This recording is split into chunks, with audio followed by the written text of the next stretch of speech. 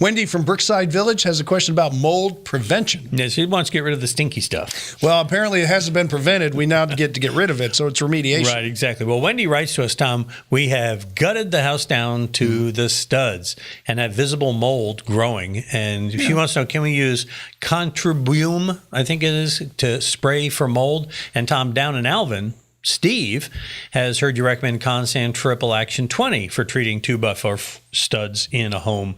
So Wendy and Tom want to know what you would suggest, Tom. Is it the Consan? Is it this other stuff she's using? What's your advice? I'm not sure about the other stuff, and if it's approved for this and it's mild and it's been developed for it, that's fine. I'd have to read the label like anybody else would, and I'm sure there's more products out there. And there's also bleach, too. A lot of people use bleach and water. I like the Consan Triple Action, which you can get at nurseries and stuff because it's used in hospitals. And I hate the fact that we're adding pollution on top of pollution, even though it's different. So I'm a little more of a purist that way. But either way, you've got to spray it with a fungicide, mildewcide, kill it, and then spray the inside of the walls with a pigmented shellac because it'll keep anything else that you didn't quite get from growing back because it starves everything of oxygen because it's a vapor barrier, and then put the wall back, you'll be fine. It's interesting you say that because Renee down in Friendswood wonders if what she needs is a mediation company to come in to clean her home back to IICRC standards because it had 2 feet of black water in it. Well, none of the water was pretty, whether it's black, brown, or green. There's water everywhere. And if you find a gator in there somewhere, it's part of the deal that happened here in Houston.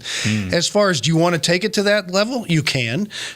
Can you do it yourself? And can you not do it yourself, I should say, and you got to hire somebody? Then they probably will take it back to, what they need to do if it's a remediation company. Do you need to go to that extreme?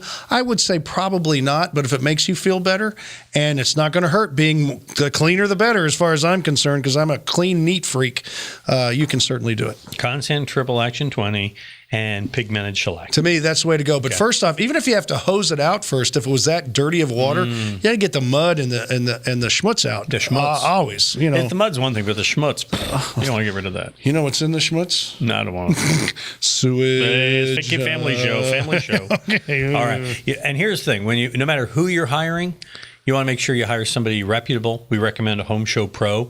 And there's also a link on our site to the do's and don'ts of hiring a contractor you can trust. You're going to want to check that, too, before you start bringing people into your home to do work. You have a question? Send it our way at HomeShowRadio.com. Or you can watch more answers here. Be sure and subscribe.